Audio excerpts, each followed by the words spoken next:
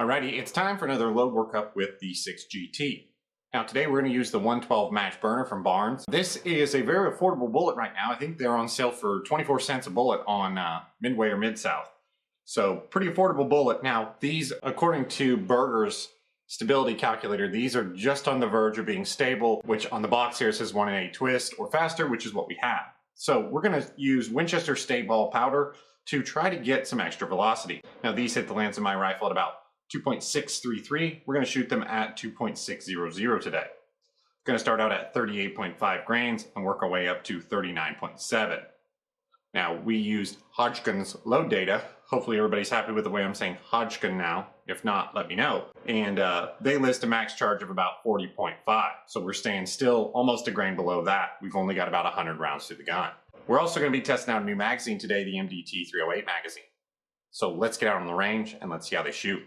Alrighty, we are out here on the range. The target is at 100 yards. This is my Seekins Precision Havak hit, and we're shooting the 112 match burner. This has a 1 in 8 twist, 24-inch barrel, and we're getting velocity through our lab radar. Now the gun is clean. I cleaned it the last time I shot it, so the first few shots here are going to be kind of getting the barrel fouled up, but that's okay, because we're not really going to use that lightest load probably anyway.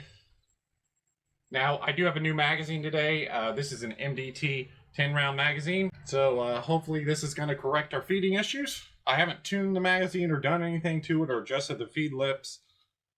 It's just plugged it in and we're going to try to use it here. I think it's going to work. All right, so it is a nice day out. Surprisingly, it's not that hot out yet. It's only maybe like 80 degrees. So it's supposed to be extremely hot today.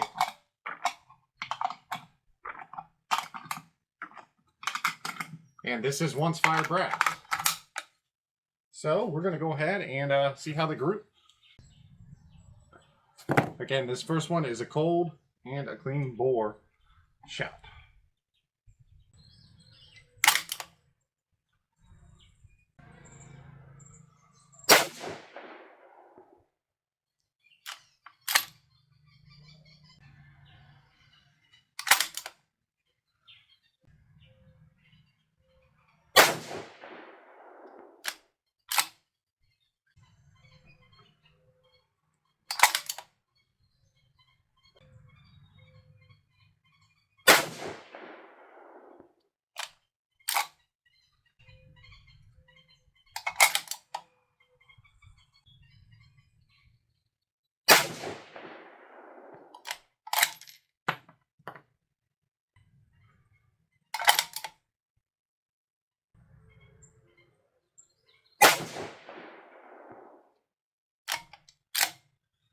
All right, good looking group there to start.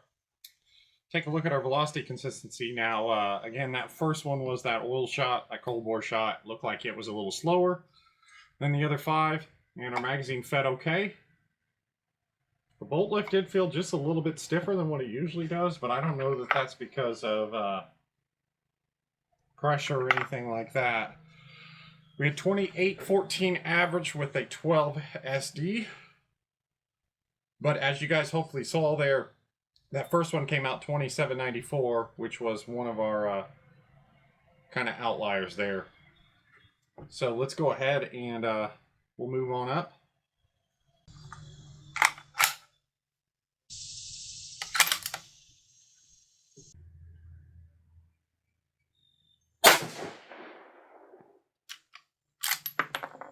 Fortunately,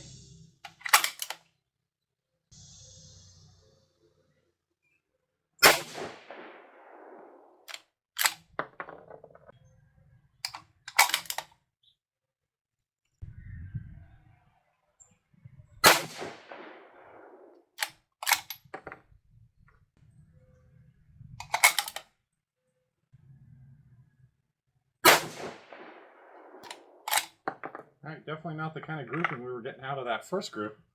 That's for sure.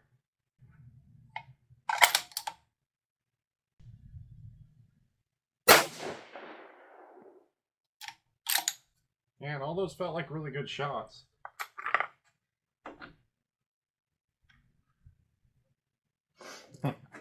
Interesting. That's probably one of the worst groups I've shot with this gun. Really just didn't look like it was trying to group at all. So those four, because again we missed the first one, average 2858 feet per second, 8.4 SD. So good velocity numbers. So don't know why that group kind of fell apart. Let's see if it tightens back up.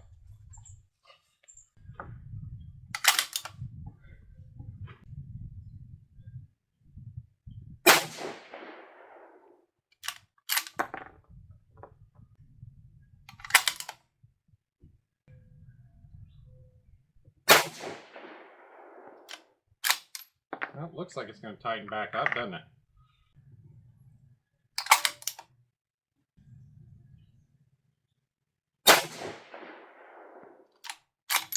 Maybe not. Felt like a really good shot, too.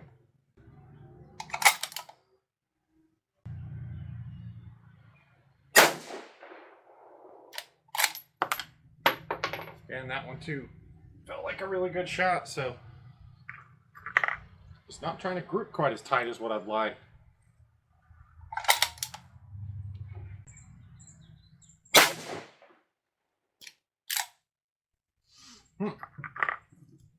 All right, so those five average 2896 feet per second with a 9.3 SD. Okay, we're going to go ahead and shoot these last five. The barrel's not too hot, and we'll see if they tighten back up. Kind of expecting the opposite. That one being a cold bore shot in there, but hey, guess you never know. All right, last group.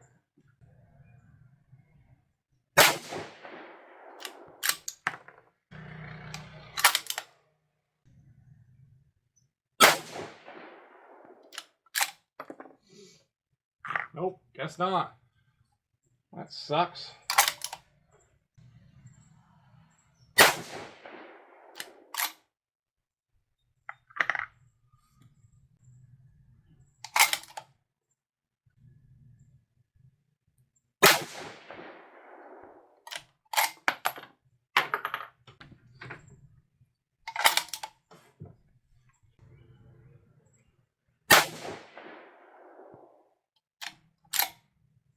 All right, so a little bit disappointing after that first group, but they don't look too bad. Let's take a look at our velocity, then we'll go check out the target. All right, so those five averaged 2915 with a 13.7 SD. So pretty decent velocity consistency across the board, and groups don't look terrible. I might have to do some additional tuning. And the magazine ran without a hiccup. I mean, without even trying to catch a little bit funny one time. So that's awesome. So let's get over there and let's check it out. All right, so taking a look at our brass here, really nothing to see. Primers look nice and round, no ejector smears, nothing like that going on there. So pretty good looking brass today, which tells us we can probably work up just a little bit with our load.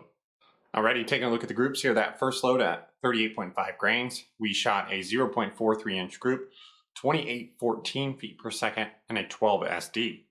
Next group today at 38.9 grains, we shot a 1.1 inch group, pretty bad looking group here, 2858 feet per second, 8.4 SD. And then moving on to 39.3 grains, we shot a 0.92 inch group, 2896 feet per second, 8.3 SD. And our last group today at 39.7 grains, we shot a 0.75 inch group, 2915 feet per second, and a 13.7 SD. So I'm actually a little bit disappointed with our velocity here. I thought we'd be closer to that 3,000 mark. Now again, the barrel has 120 rounds through it now, so maybe it's not quite sped up yet. But, you know, decent results for a bullet that's as cheap as it is. According to Berger, this is going to degrade the BC about 3%, being in that 1 in 8 twist. So we may go try to test that. Now, that's going to be pretty hard to test because 3% isn't much, but we may go shoot these at a little bit longer range and see if that BC isn't quite as high as what it says on the box because of that twist rate. So hopefully you guys are interested in that. I know I've done a bunch of 6GT videos right now, but again, the gun's new. We're trying to get some loads shot for it. And it's been a fun gun to play with now that we've got those magazine issues figured out with that MDT magazine.